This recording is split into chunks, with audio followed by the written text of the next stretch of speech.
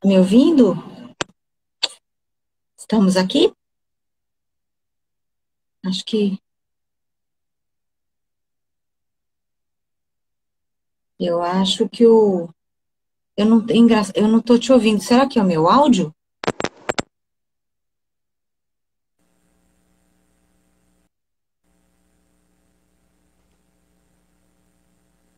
Eu não escuto. Oi, Agora eu escutei, Rogério. olá. Tá me Olá, escutando? tô. E agora, estão me ouvindo? Ah, tô. Sim. Tá. Beleza. Uhum. Agora deu. Deu, né? Acho que é porque ele estava entrando, para mim aparece que um monte de mensagem assim, que alguém está entrando, está aceitando. Uhum, tá joia. Então tá. Agora Então, deu certo. boa noite a todos, sejam bem-vindos. Essa é a nossa primeira live de uma série sobre saúde mental, que eu e a doutora Andrea elaboramos aí, bolamos uma ideia interessante, trazer sempre convidados. Eu sou o Dr. Igor Capelato, psicanalista. Estamos aqui com a doutora Andrea Morelli, psiquiatra psicanalista. E hoje nós temos a honra aí de ter o Dr. Rogério Tadeu, psicanalista, aí participando conosco. O tema de hoje é saúde mental. Vamos cuidar? E acho que a gente pode começar aí para os nossos participantes aí, nossos espectadores, falando um pouquinho o que é cuidar da saúde mental. Fique à vontade. Bom, então eu vou começar aqui algumas ideias que estão aqui pipocando aqui na minha cabeça. Boa noite, pessoal. Sejam todos bem-vindos. Eu acho que a gente poderia pensar em cuidar de saúde mental ou em cuidar da gente, da vida emocional, igual, ou vamos dizer assim, fazendo um certo paralelo com cuidar de uma casa. É preciso construir a casa. Embora a gente às vezes já tenha um terreno, a gente já tenha uma ideia, a gente já tem esboços, mas muito provavelmente a forma como essa casa vai poder se colocar de pé e vai poder ter intercâmbio, ela tem que ser modificada ao longo da vida. Geralmente, a gente começa a vida numa situação de grande desamparo. Então, a gente depende profundamente da saúde emocional de quem está com a gente. Que dê cuidado, que dê amor, que dê atenção, e veja em cada um sujeito, ainda que seja um bebezinho, né? Mas que comece a colocar no olhar, no cuidado com aquela criança, um sentimento de valor, de interação humana que começa a florescer, né? E uma coisa que a gente vai notar, acho que muito rapidamente, é que a gente não tem toda a estrutura para deixar a casa em pé. A gente vai precisar muito de ajuda e vai precisar de ficar cultivando alguma coisa, construindo, né? Então, eu acho que uma das coisas mais interessantes assim que eu queria discutir com vocês é que a saúde emocional, o cuidado é uma construção. Ele não é algo regulado, que tem um monte de regra e que basta a gente seguir o cronograma que vai dar certo. É alguma coisa que tem que ser contextualizado muito frequentemente, né, e transformado.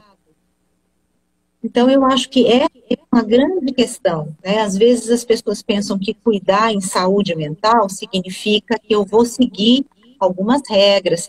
E é claro que tem coisas que são tão óbvias como carinho, respeito, vamos dizer assim, contribuir para uma instalação de um sentimento de humanidade, de respeito, de compartilhar. Isso é obviamente necessário, mas tudo isso tem que estar junto com o contexto, com o que se nos apresenta, né? E uma lembrança, gente, de que mesmo que a gente não tenha uma clareza de que algum movimento psíquico está acontecendo numa criança, ela já está lá. O eu já está lá. Eu não vou virar eu só porque eu fiz 18 anos. Não. O bebê no ventre da mãe já tem alguma coisa ali crescendo. E tudo isso precisa de atenção e cuidado. Não é só eu vou dar comida, eu vou dar uma situação organizada, mais ou menos, e vou dar as vacinas, e não é só isso. O que vocês acham? Ótimo. Eu gosto muito, assim, obrigado pelo convite, em primeiro lugar, né? E que a gente possa discutir hoje aqui. Eu gosto muito da ideia do cuidado também, como e partindo do pressuposto de que nós não estamos dissociados do nosso próprio corpo. Nós temos uma complexidade do ponto de vista psíquico, emocional. Os nossos sentimentos são muito variados e existem nuances muito interessantes em relação a sentimentos desde muito cedo, né? De uma forma muito precoce. Talvez ainda intraútero, na gestação, na relação muito direta com a mãe e esta criança que vai sendo gestada, como a doutora Andréa, como um eu, mas a gente sempre está na base na relação com o outro, nessa constituição que é fundamental, que nos tira desse absurdo chamado vida, desse desamparo profundo no início da vida. Eu costumo dizer que a gente nasce sem GPS, sem mapa, sem bússola que possa nos orientar.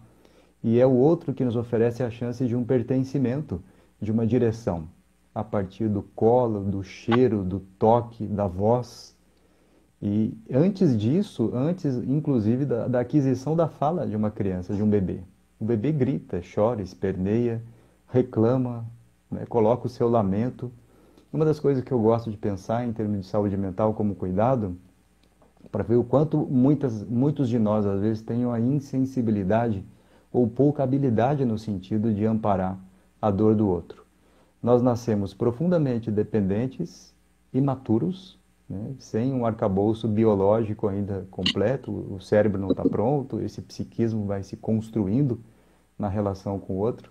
Nós nascemos chorando, gritando e reclamando. Quando nós somos adultos, ou adolescentes, ou talvez crianças maiores, o que as pessoas pedem? Para de chorar, engole o choro, e se chorar apanha. Ou seja, todas as expressões de tristeza, raiva, lamento, pedidos, são sufocados por uma inabilidade das pessoas em escutar aquilo que o outro demanda. O que o outro demanda? Grito, choro, dor, eventualmente alegrias, mas também fracassos. Então, acho que existe uma grande dificuldade das pessoas em geral, dos pais e até mesmo de nós, os profissionais, porque a dor do outro mexe na nossa. A dor do outro mobiliza a nossa própria dor. Então, acho que a questão, ainda mesmo nos profissionais de saúde, eu agora estudando também com uma outra formação, na medicina a gente observa isso, uma inabilidade de você ter uma negligência consigo próprio, de um descuido consigo próprio. Você investe, e é importante que a gente invista em técnica, em ciência, em saber, mas a gente esquece de que para poder ouvir o outro, para poder escutar, é preciso que haja um grau de suportabilidade grande. E quando a gente está sofrendo, quando a gente está angustiado, é muito difícil escutar. Então eu gosto de pensar a saúde mental como um cuidado que é dinâmico. Os conceitos de saúde e doença, e não só saúde mental, mas se a gente for pensar em linhas gerais, eles são dinâmicos, eles são processos. Não há uma linearidade, a vida não é uma linha reta. Nós estamos bem em alguns momentos, outros momentos a gente não está tão bem.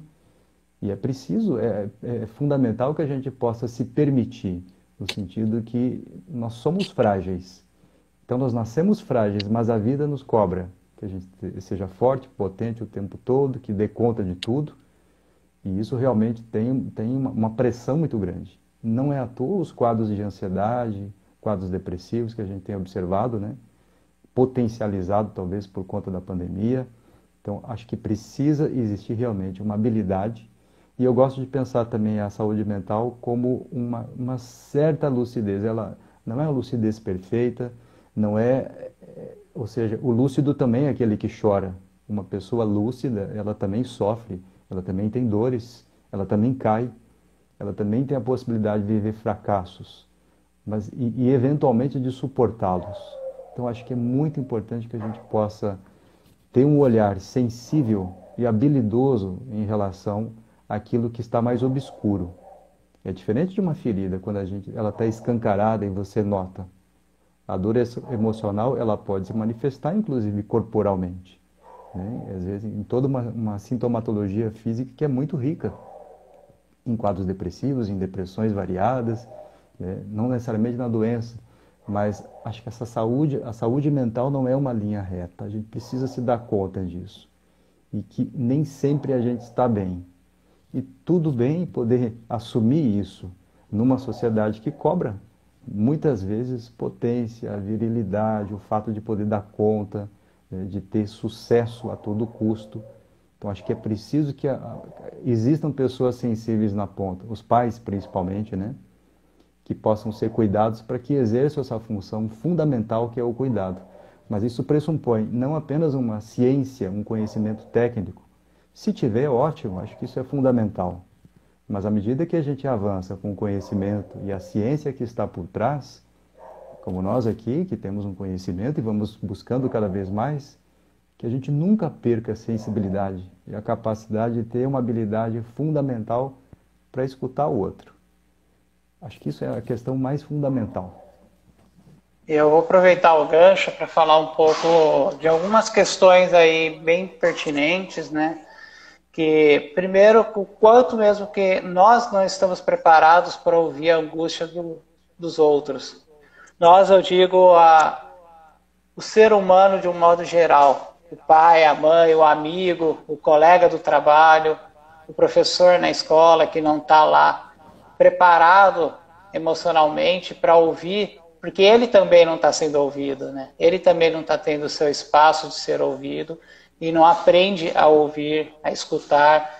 Então a gente, no caso eu atendo adolescentes, e eu vejo muito essa questão que está muito pertinente de a escola é o espaço do conteúdo, é a informação, informação, informação, informação, e não tem o lugar do adolescente poder ser adolescente. Muitas vezes esquece que esse adolescente fala, mas isso é problema para resolver em casa. Mas os adolescentes, por exemplo, que estão na escola estadual, que está sendo período integral, estão tendo aula no 9º ano, eles vão sair desse 9º ano, eles têm que escolher um colegial, ou técnico ou não, eles já têm que ter algumas escolhas ali, e eles estão ali ficando das 7 horas da manhã, horário que eles vão para a escola, até 5 horas da tarde. Que tempo eles têm em casa para poder serem ouvidos? O tempo deles está sendo lá na escola e lá eles não estão podendo falar, né? Não estão tendo espaço de falar. Aí eu penso também numa questão interessante, que é o sujeito que vai trabalhar, ele está angustiado, querendo falar de questões, às vezes, pessoais, familiares, às vezes de questões do trabalho mesmo, ele sai do trabalho, às vezes está chateado com o patrão, com o colega de trabalho, com o gerente da empresa, está precisando falar. Na empresa ele não tem o espaço de falar, e quando tem um profissional da saúde lá, mental, podendo ouvi-lo, ter um psicólogo ou um psicanalista para ouvi-lo, ele fica com receio de falar e isso chegar em alguém lá e ele se comprometer no trabalho, então ele acaba não falando. E aí ele sai de lá, vai para um happy hour com os amigos, com os colegas de trabalho, ele quer falar e os colegas falam, aqui não é lugar de falar, aqui a gente veio para esquecer dos problemas. Que é a fala mais, acho que agressiva e perigosa que nós temos no nosso mundo contemporâneo. Vamos esquecer dos problemas, ao invés de ouvir os problemas e cuidar dos problemas. Dar lugar para que essa pessoa possa ser acolhida, um lugar que ela possa ter um abraço, um ombro amigo, um ouvido que escute, né?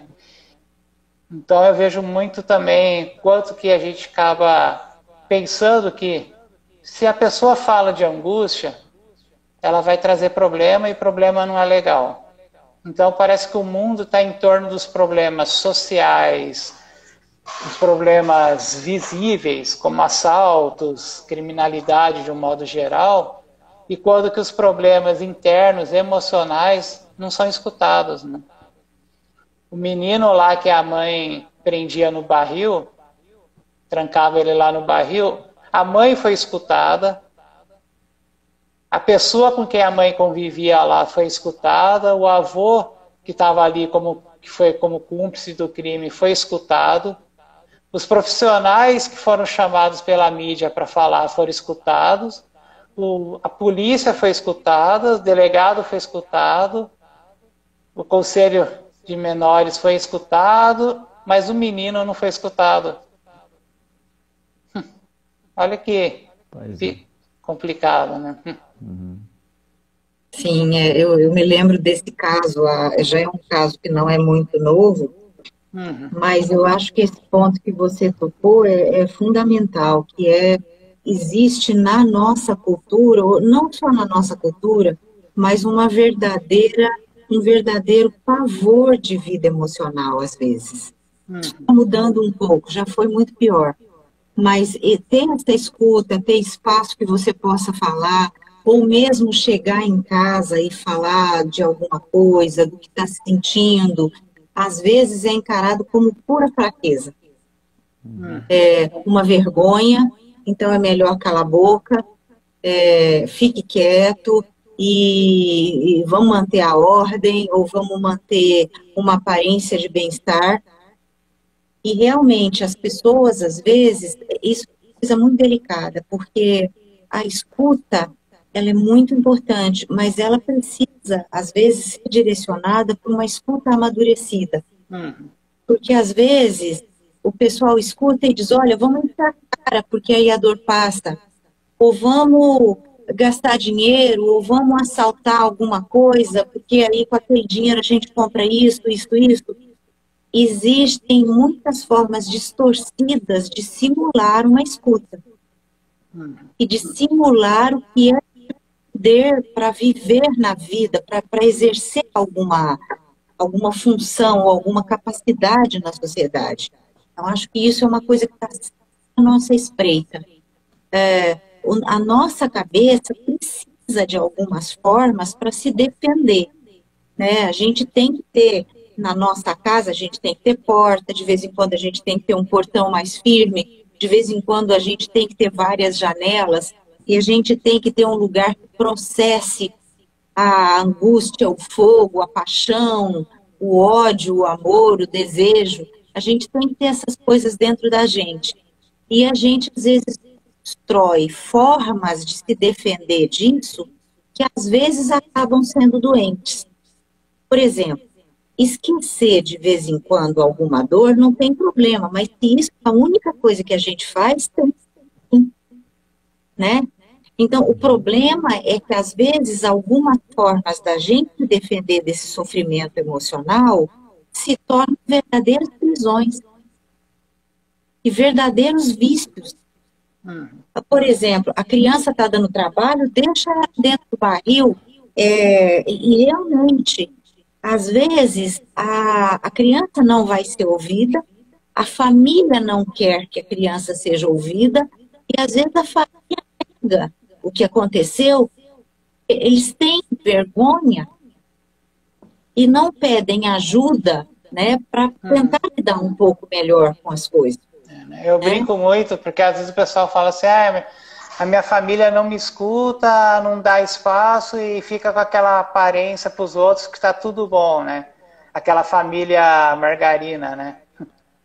E aí eu brinco muito e falo assim, é uma família margarina, só que esquece que o prazo de validade dessa margarina já venceu há muito tempo, né? Eu acho que essas famílias também, né? As famílias margarinas, né? Felizes, viveram felizes para sempre, né? Acho que cai muito nessa questão de uma escuta mesmo, que dá trabalho, né? Às vezes, escutar alguém, às vezes a forma pela qual a pessoa vai se manifestar é muito barulhenta, é muito destrutiva, né? Às vezes silenciosa, com um sintoma físico, mas às vezes vem de uma forma muito agressiva e violenta. E isso demanda realmente uma necessidade da gente poder escutar. O que é difícil porque, como eu disse, mexe na nossa própria dor, no grau que a gente tem de suportabilidade. Então, acho que realmente é muito difícil, porque há um enfoque assim, eu vejo também na escola, esse desejo, essa necessidade de formação para que as pessoas tenham habilidades cognitivas e que possam realmente ter sucesso na vida. A custo do quê? Qual é o grande custo, né? E acho que essa questão que a gente precisa ser pensada nas escolas, na universidade, nas empresas, dentro de casa, né? Então, acho que essa preocupação com os pais e com a sociedade em geral, né? Fulano teve sucesso e, infelizmente, tentou suicídio. Então, acho que a gente precisa pensar seriamente nessa questão de potencializar esse lado do intelecto cognitivo em detrimento do emocional. Ou seja, não dá para poder cuidar, né? Acho que quando se desmerece essas questões emocionais que às vezes passam batidos, é realmente muito preocupante. Então, acho que é um alerta que a gente tem que fazer realmente para que haja a possibilidade dessa escuta cada vez mais efetiva em todos os contextos, né? Mas para que essas pessoas possam escutar, como a Andrea colocou, uma escuta que seja mais amadurecida, essa pessoa tem que ter tido a oportunidade de também ser escutada, né? De colocar essa angústia de uma forma que seja boa, pela fala, principalmente, né? Porque se não for para a fala, vai encontrar outras formas de chamar a atenção para esta dor. Lembrando aquilo que eu coloquei no início, a gente se constitui na relação com o outro, né? Então, até para que a gente tenha noção de que eu existo e que a gente possa se certificar de que eu existo, eu preciso do outro como parâmetro, né? Às vezes para me validar de alguma forma. Isso é muito comum nas crianças, mas muitos adultos precisam disso. Às vezes de uma forma excessiva, né, por conta de uma insegurança muito grande. E na medida que essa pessoa não encontre o outro para se certificar de que ela está relativamente inteira, que ela existe, ela perde completamente os parâmetros. E acho que eu vejo que aí a forma pela qual ela vai colocando esta angústia, ela vai assumindo formas cada vez mais graves. Começa com um grito, começa com um choro, depois começa com um corte, com automutilações e vai caminhando cada vez mais para gravidades, para uma cronicidade. Eventualmente nasce uma crise e que às vezes pode caminhar para algo crônico. Então acho que é preciso que a gente esteja muito atento a esses pedidos de socorro que vêm pelo grito, pelo choro, pela fala ruidosa, pela agressividade, pela irritabilidade constante. Por trás dessa irritabilidade pode existir uma tristeza como pano de fundo, uma sensação de vazio, de desamparo, mas o comportamento aparente, o que aparece é a raiva. E qual é a nossa postura diante da raiva, diante de um comportamento destrutivo? Para de chorar, engole o choro, né? Você vai oferecer subterfúgios para aquela criança se entreter, porque acolher no momento de raiva, de ódio, ou de uma manifestação que seja muito destrutiva, é muito difícil para a gente. É muito difícil escutar e acolher. Especialmente se a gente estiver com raiva, se a gente não estiver bem, se a gente não teve a oportunidade de ter sido escutado, seja o cara na empresa, ou na faculdade, a criança, o adolescente, a esposa em casa. Então, acho que é preciso que haja uma habilidade muito grande para que a gente possa pensar nessa escuta, e, como a Andrea colocou, uma escuta amadurecida, mas que eu vejo que é fundamental que a gente possa, que tem que ser escutado de alguma forma, em primeiro lugar. E vamos acrescentar aí, lembrando que a raiva é oriunda do medo, né? Sim. A raiva, ela nasce do medo, né?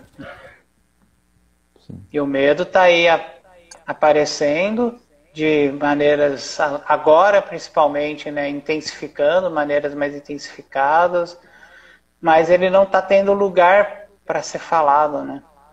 Se fala do problema que causa o medo, mas não se fala da emoção, do sentimento do medo, né? Como cada um está lidando com esse medo? São inúmeros medos que já existiam e agora estão aí agregados a outros medos mais presentes, atuais. E como lidar com todos esses medos, né? Eu tenho escutado adolescentes... Pandemia, né? Eu tenho escutado adolescentes falar isso. Como que eu vou entrar agora na faculdade?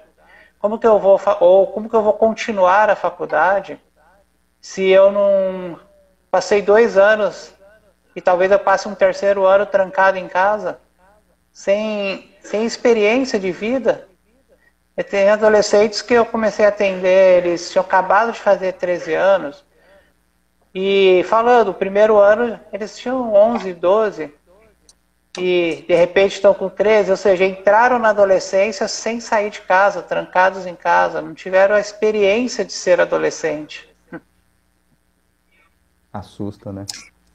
Eu acho que esse também é um ponto muito importante, mas no sentido também de que, você vê, o medo, às vezes, faz... Vocês estão me ouvindo bem, pessoal? Tá dando para ouvir? Tá. Eu coloquei o foninho aqui. O medo, às vezes, também vem porque a própria organização da família quer proteger tanto. É aquela história, a necessidade de se defender, às vezes, é tão grande que não é possível adquirir alguma habilidade para lidar com as coisas difíceis.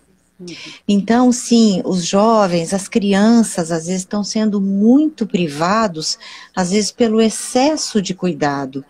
É claro que tem que ter um certo bom senso, um certo distanciamento, evitar algumas coisas, mas a gente tem que ver que às vezes essa purificação toda pode trazer outro tipo de consequência, talvez um pouco pior.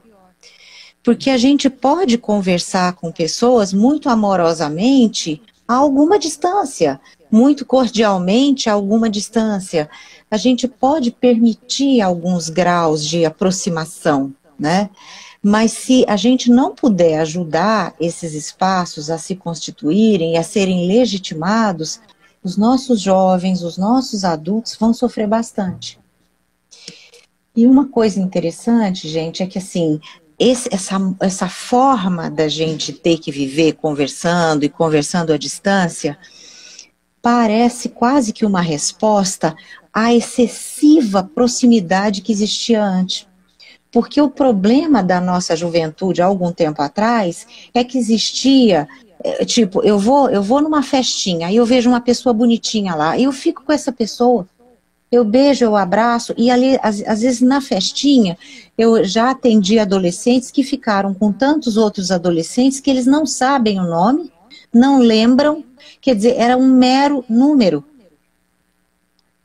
Como se as pessoas tivessem sido transformadas em coisas, em objetos de consumo, e só.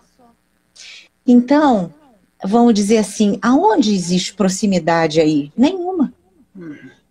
A proximidade física não é tudo. Ela, às vezes, ela engana, mas ela não é tudo. A gente precisa ver, porque às vezes a gente tem medo de pegar uma doença, mas a gente tem medo do outro, porque o outro é alguém que vai mobilizar um monte de coisa dentro da gente, e a gente tem medo, como se o outro fosse uma doença para nós. Então a gente só quer o que é conveniente, né? E a gente também tem que pensar o que a gente vai oferecer, né? Porque também as pessoas podem nos ouvir, mas tem espaços que precisa de uma escuta mais especializada, mais cuidada. Não dá para a gente expor todo tipo de intimidade em qualquer contexto, né? Tem momentos que a gente precisa criar um clima, a gente precisa de um ambiente, a gente às vezes precisa mesmo de um tratamento, né? E muito longe do que as pessoas dizem, o tratamento não é para calar as pessoas, não é para anestesiar as pessoas. O tratamento é para dar um espaço de escuta mais tranquila, mais cuidadosa, mas realmente aquilo que existe, que é doloroso, vai aparecer. E não tem jeito, gente. Acho que isso é uma coisa muito fundamental. Ter saúde emocional, ter cuidado, significa que a gente usa a cabeça da gente, que a gente se aproxima das nossas emoções. Não é que a gente esquece ou domestica elas. A gente tem que achar um jeito de viver bem com elas, porque elas são importantes, né? E porque elas têm alguma característica da nossa personalidade que conta, que importa para nós. Então, a gente precisa cuidar da cabeça, significa que a gente vai aprender a fazer trabalho psíquico. Né? Não é só trabalhar na academia, ou trabalhar na, sei lá, onde para ficar bonito e intelectualmente. O trabalho psíquico é muito importante. E ele tem que existir. Essa é a melhor casa que a gente pode morar. É quando a gente consegue, vamos dizer assim, fazer trabalho emocional com as coisas, entendendo, pensando, vivendo, avaliando. Isso é fundamental.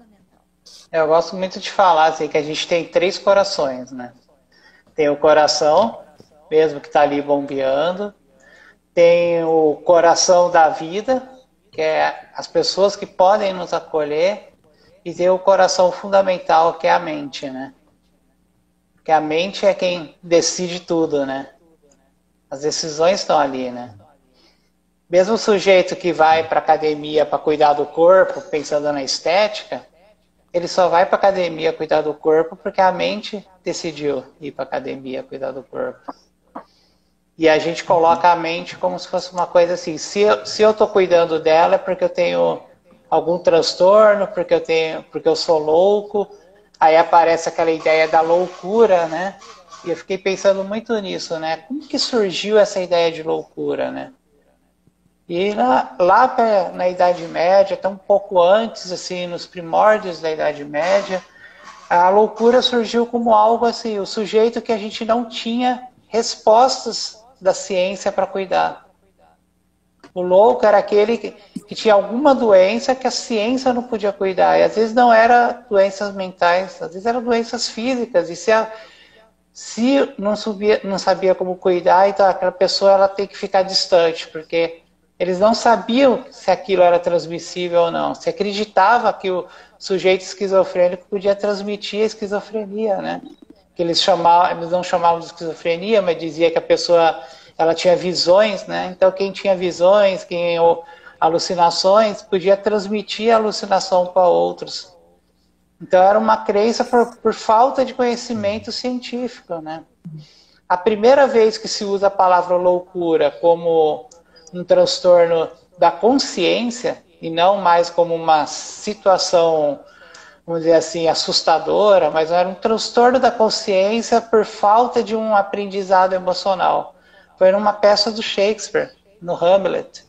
O Hamlet é a primeira vez que se usa a loucura, por isso que o Freud se apaixonou tanto em falar de Hamlet, né? Porque Hamlet ele vai trazer a loucura não como um problema de distanciamento, mas sim como um sujeito que não teve a mãe cuidando na infância, não teve a presença do pai, e aí ele desenvolve a loucura, que era o nome que se dava aos sintomas recorrentes de um mau cuidado, de uma falta de afeto, de uma falta de limite, de uma não elaboração aí de um ego.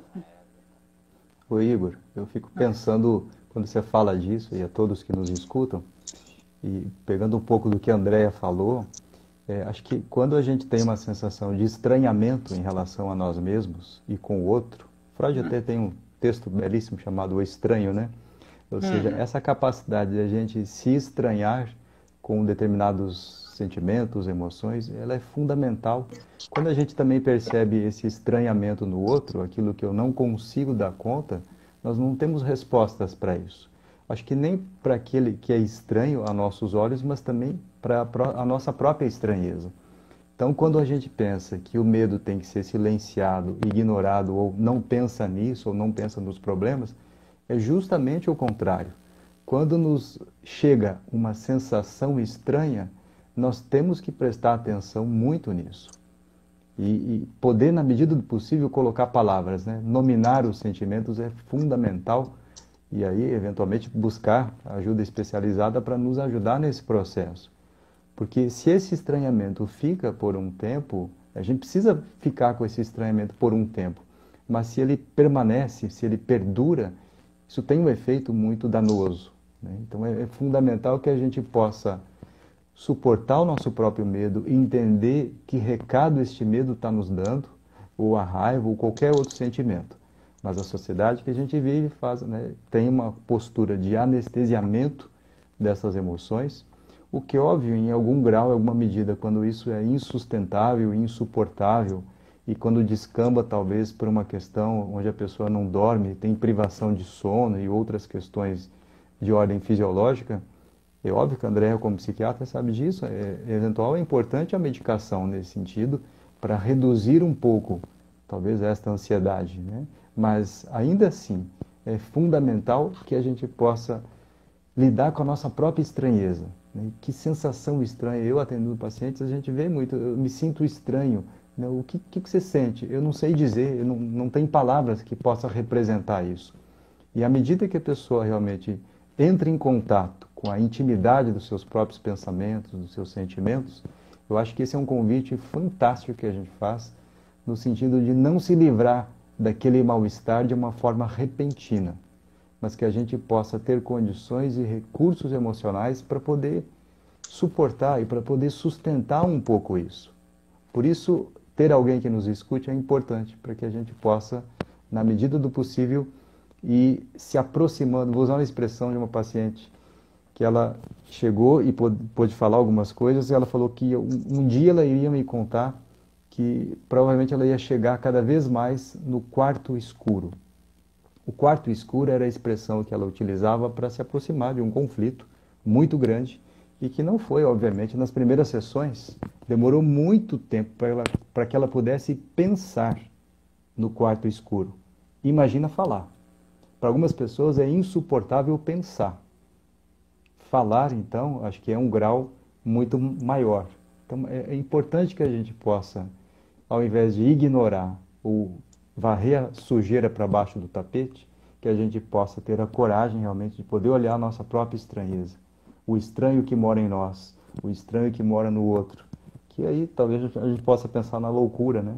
Não na loucura aí como a doença em si, mas esta estranheza que mora na gente, né? A gente não se conhece completamente. Então, acho que é importante que a gente possa se dar conta disso e que a gente não varra para baixo do tapete de uma forma imediatista ou que, eventualmente, vá ter uma supermedicação no sentido de anestesiamento de tudo. Só um adendo, uma ressalva, eu lembro também de uma outra pessoa que eu atendi que, hipermedicada, psiquiatricamente, dizia que, às vezes, ela também queria sentir a vida, porque retirava a ansiedade, mas nem tristeza, nem alegria ela sentia mais. Tamanha o excesso de medicação. Então, é fundamental que a gente possa medicar quando é necessário, mas que a pessoa possa também sentir tanto a alegria, quanto a tristeza, quanto o medo, quanto a raiva. Acho que isso aí que você está falando é super, super importante e é justamente lidar com essas coisas estranhas ou com esses sentimentos de desproporção, de que tem alguma coisa dentro da gente que é horrível, feio, ou está muito grande, ou está doendo, é justamente isso que é um bocado do trabalho mental. É transformar alguma coisa, uma emoção bruta, uma dificuldade, uma vivência difícil, numa experiência que devagarinho vá sendo pensada, vá sendo entendida. Elaborada, a gente às vezes, né? coloca alguma palavra, ou diz, nossa, isso aqui parece uma água, um turbilhão agitado, uma tempestade, ou igual quando cai granizo na vidraça. Enfim, a gente precisa ir colocando um pouco de humanidade nisso. Porque senão é como se a gente vivesse povoado por bichos, por coisas estranhas e que a gente não quer saber. E que alguém, então, que cuide disso, alguém que faça. E eu acho que isso que o Rogério falou é muito importante, porque existe uma tendência de amenizar realmente tanto a dor através de medicações que têm um componente sedativo muito significativo, E isso é preocupante, porque às vezes as pessoas ficam neutras demais, né? Nada as mobiliza, porque é muito neutralizador. E realmente, a partir de uma certa neutralidade, a gente não faz mais nada. Você não busca nada, não procura nada, não sente, por exemplo, e é isso que eu acho, gente, que eu sempre procurei focar, é que tratamento psíquico não é igual você usar uma droga para ter uma anestesia. O tratamento psíquico é para te ajudar, vamos dizer assim, eu uso uma expressão que eu já usei várias vezes, eu acho que medicação, cuidado, assim, principalmente no sentido de medicação, é igual uma sola de sapato. Você pelo menos não vai ferir gravemente os seus pés. Mas quem vai andar, o destino, o lugar aonde você vai, a rapidez, com quem você vai andar, é você que vai escolher. A medicação é só uma solinha, entendeu? Alguma coisa ali que permite que você não arrebente os seus pés, porque tem hora que o território é horroroso. Cheio de pedra, cheio de espinho, mas ela não vai mudar a sua orientação, a sua capacidade de caminhar, de correr, de enfrentar obstáculos, e ela não vai mudar aquilo que você é. Não tem jeito. Eu gosto muito de falar que cuidar é uma tríade, uma associação entre a empatia, que você tem que ser empático com o outro para cuidar, mas tem que ser com você mesmo para se cuidar também, né? Tem que ter empatia consigo mesmo. Tem que ter responsabilidade e, acima de tudo, tem que ter desejo, que é uma questão muito forte, né? Quanto que as pessoas elas não cuidam, elas não dão espaço para ouvir, não suportam a angústia do outro, porque elas não desejam o outro, né? Acho que vai um pouco naquele caminho que a André comentou, dos sujeitos se tornarem objetos, né? As pessoas se tornando objetos.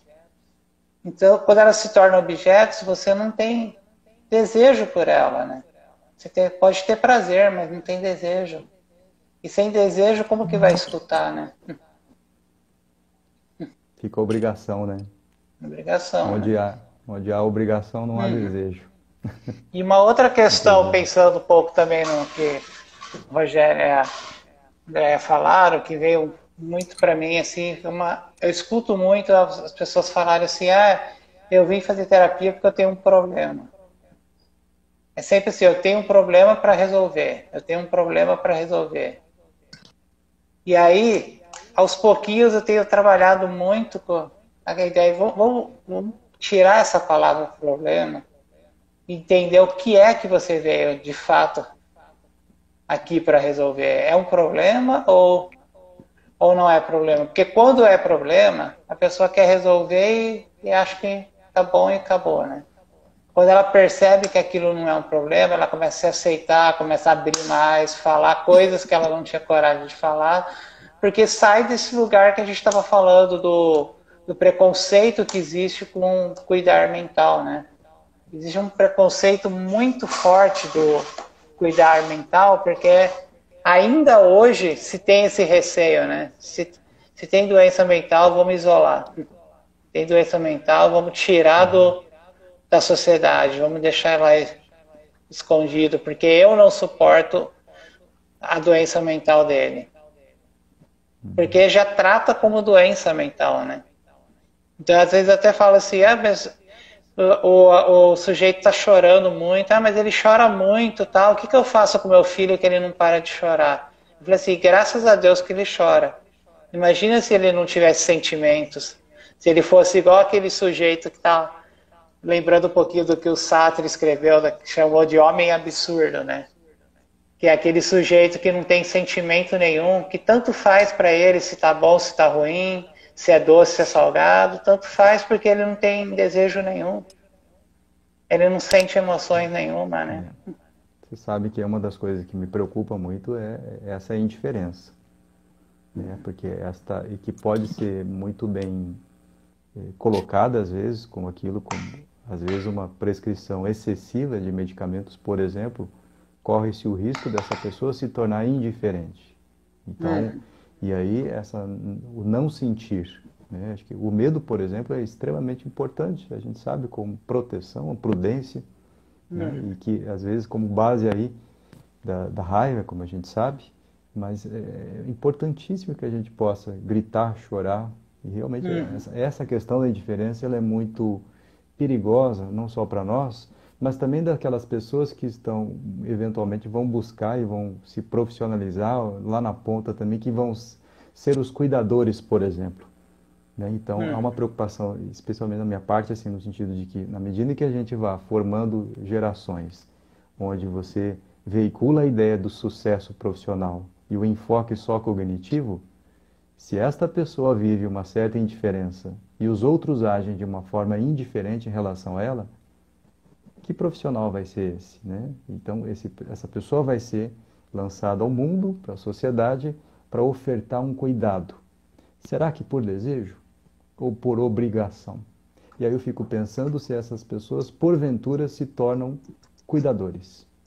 No sentido amplo do termo, como pais, mães, profissionais de saúde, educadores, como é possível caindo numa indiferença?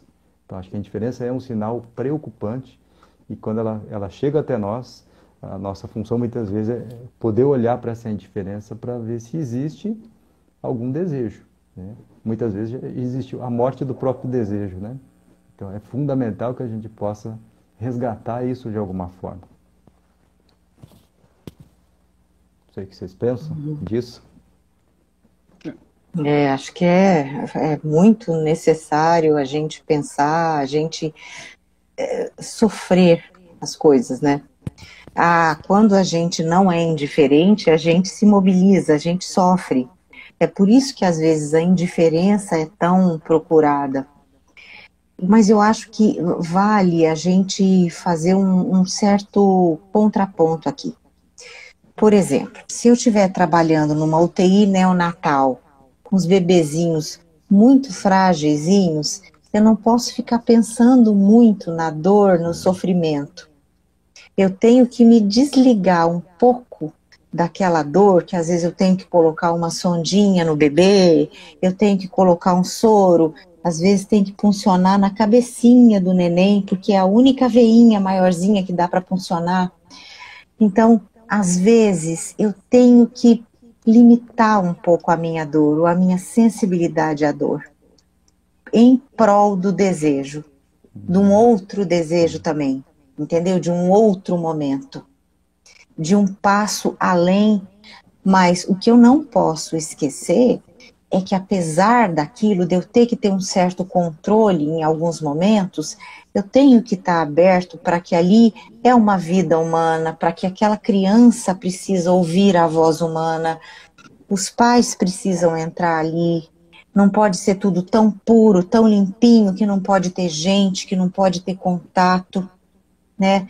Outro dia eu estava conversando com uma moça que pegou Covid e tem um bebezinho de 2 meses e meio, e eu falei para ela, eu falei, olha, fale com seu bebê, chame, cubra bem a sua boca e continue falando com ele, você não pode ficar 15 dias longe.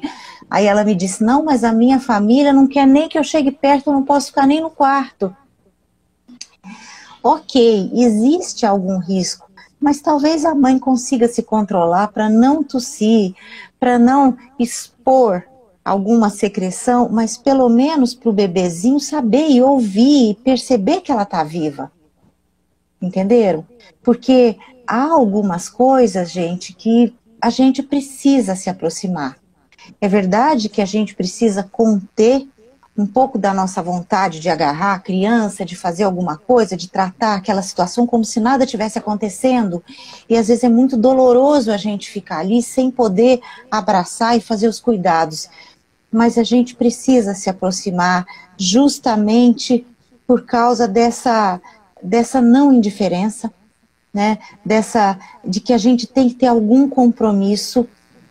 E eu acho que uma outra coisa que eu gostaria de lembrar é que a vida sempre traz para a gente alguma coisa que é desproporcional para aquilo que a gente está preparado. É impressionante. A pandemia tá aí, né? Quem no mundo ia pensar numa coisa dessa, gente? Nunca estaríamos preparados para isso. É coisa de ficção, de filme de ficção científica e daqueles que a gente às vezes nem liga muito, fala assim, isso é ficção boba, né? Mas a gente, quer dizer, a gente tem que viver a nossa vida aguentando um pouco dessa desproporção, desse exagero, dessa coisa bruta que chega, traz um problema e a gente ainda não sabe como lidar. Mas a gente tem que estar comprometido, entendeu? E a gente realmente não pode estar indiferente, né? O nosso compromisso tem que ser mesmo com a vida, com o valor emocional dos vínculos, isso tem que estar muito presente. E isso é uma luta, porque às vezes os compromissos não estão assim. Estão com sucesso, com coisa fácil, com resolver logo das coisas e ficar livre. Muitas vezes é assim. Acho que o distanciamento físico não pode ser confundido com desamparo, né? É fundamental que a gente possa resgatar esses momentos de intimidade, ainda que seja mediado por uma tela de computador, uma escuta, um acolhimento, mas é fundamental, o que me marcou muito, me chama muita atenção, às vezes em situações de Covid, em pessoas que foram entubadas, por exemplo, que a sensibilidade de alguns profissionais de poder trazer um celular para existir uma comunicação, às vezes um momento dramático da vida de alguém. Então, acho que esses profissionais têm uma sensibilidade, não caíram numa indiferença. Acho que um resgate fundamental de humanidade que precisa existir. Então, a gente não pode confundir distanciamento físico com desamparo, com negligência, com insensibilidade. Talvez aí, se há que é possível algum tipo de ensinamento, com tudo isso que a gente está vivendo, é esse resgate fundamental de uma aposta no ser humano. Né? E cada vez mais criação de vínculo, espaço de solidariedade, de escuta, porque a gente percebeu o quanto nós somos frágeis, né? Então, quebrou de alguma forma, não em todos, infelizmente, a suposta onipotência de muitos, né? Então, acho que a questão da pandemia é um prato cheio no sentido em que nos convida à reflexão do quanto nós somos frágeis. Mas essa fragilidade não pode nos colocar numa posição passiva. É justamente o contrário. Que a gente possa cada vez mais ter claro o nosso desejo e não cair numa indiferença. Volto a insistir nesse ponto, que é uma das coisas que realmente me preocupa. E acho que todos nós, né, que a gente possa resgatar isso. Estamos com 2 minutos aí para os finalmente da live. Eu sempre gosto de encerrar assim, 5 minutos antes, já ir encerrando, porque às vezes a gente estende um pouquinho e a gente acaba não cortando a live, para depois poder salvar ela com encerramento legal. Né? Então, eu acho que a gente podia fechar agora o nosso pensamento. Foi muito bom, né? Foi muito, acho que esclarecedor. Pudemos trazer bastante, vamos dizer assim, conhecimento e experiência. E acho que a gente podia fechar aí tentando organizar um pouco, então, o que é saúde mental? Acho que saúde mental, eu acho que é a possibilidade que a gente tem de suportar a vida sem que a gente se autodestrua e evite destruir o outro. Uma relativa lucidez, lembrando que a vida é dinâmica, não é linear, então a capacidade de suportar a vida com seus altos e baixos, com as suas dores, tendo, de alguma forma, até uma analogia com a parte corporal orgânica, o que se entende por homeostase. Homeostase é um mecanismo, um princípio, onde o corpo, o organismo, busca uma tentativa de um quase equilíbrio, um ajuste para nos manter vivos fisiologicamente. Mas é um equilíbrio dinâmico, sempre. Celular, intracelular. Então, se corporalmente sempre é dinâmico, né, quando essa homeostase é quebrada, surge a sintomatologia, eventualmente uma doença. Então, acho que é poder pensar que a vida é dinâmica, suportar a vida com seus altos e baixos, a tristeza, sem que a gente possa se destruir e sem destruir o outro. Acho que é uma boa, boa reflexão. Eu concordo com isso que você falou, assim, totalmente. Isso vem de encontro à ideia de maturidade emocional, de condição de processar as questões emocionalmente, ter um lugar para o que é terrível e para o que é bom. E vamos dizer assim, acho que principalmente, gente, sustentar a capacidade de vinculação humana. Acho que uma das coisas mais bonitas e mais, vamos dizer assim, que mais ajudam a gente a ter saúde é essa capacidade de vincular-se. Gostar, com tudo que isso envolve, com toda, às vezes, o sofrimento e as frustrações, mas o prazer na convivência com o outro, de uma forma ampla, eu acho que é uma preciosidade. E acho que eu queria só lembrar de uma frase que eu gosto demais, que fala sobre tratamento, o que é importante. Que é mais ou menos, essa frase é atribuída ao Aristóteles, eu não sei se é dele mesmo, mas essas coisas antigas, né? Mas é o seguinte, aquele que, vamos dizer assim, procurar num tratamento uma grande generalização, enganar-se-á muitas vezes na cura, porque o objetivo do tratamento e da cura é de preferência o indivíduo.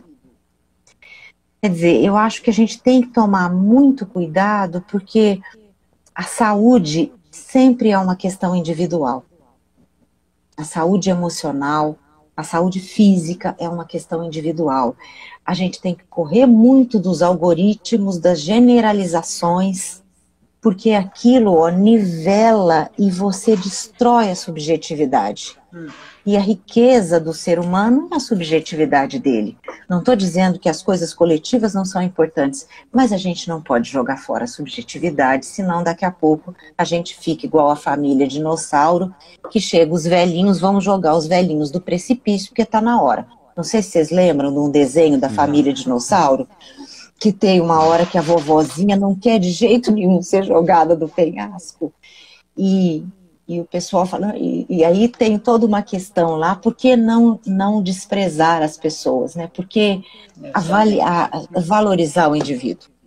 Eu até vou fazer uma metáfora pegando esse família dinossauro, porque eu diria assim, que entre aspas, o que a humanidade chamou de doença mental, eu diria que a doença mental é você jogar a vovozinha lá no precipício. A saúde mental é quando o pai da família lá, que é o Dino, ele chega em casa e diz assim, eu joguei ela no precipício, só que ela quicou e voltou para a cadeira dela. E ele traz ela de volta. Então, a saúde mental está ali. Ele não jogou ela, ele não teve essa coragem, ele entendeu, respeitou e acho que é aí que está a saúde mental. É cada sujeito poder estar bem consigo mesmo para estar bem com os outros e poder conviver e entender as pessoas. Então, uma boa noite a todos. Obrigado a todos que participaram. Não deu para responder algumas perguntas porque chegaram agora no final aqui, mas à medida do possível a gente nas outras lives vai esclarecendo também algumas questões que foram apresentadas. Obrigado pela presença da André, obrigado pela presença do Rogério. Muito bom o nosso bate-papo e espero que em breve a gente possa repeti-lo. Lembrando a todos que a live vai estar gravada e em breve eu estou divulgando no Instagram aí o link de acesso. Obrigado a vocês, obrigado a todos que nos escutam e foi um grande prazer estar aqui. Acho que essa aposta no vínculo, o quanto, mesmo mediado por uma tela, quanto isso é gratificante, quanto isso nos enche de sentido e prazer. Então, minha gratidão a vocês. Obrigada, gente. Também agradeço muito. Eu vou fechar uma última frase. Eu falo que saúde mental, pessoas saudáveis e pessoas lúcidas, como o Rogério usou esse termo, né, da lucidez, são pessoas que olham para a tela aqui e esquecem que está na tela, né? É como se nós estivéssemos numa mesma sala, né? Se estivéssemos juntos. Acho que aí está a saúde, né? De não ficar preso ao objeto, mas sim à emoção. Muito bem. Até, gente. Obrigado. Muito obrigado. Boa noite. Boa noite. Tchau, Tchau, tchau. tchau.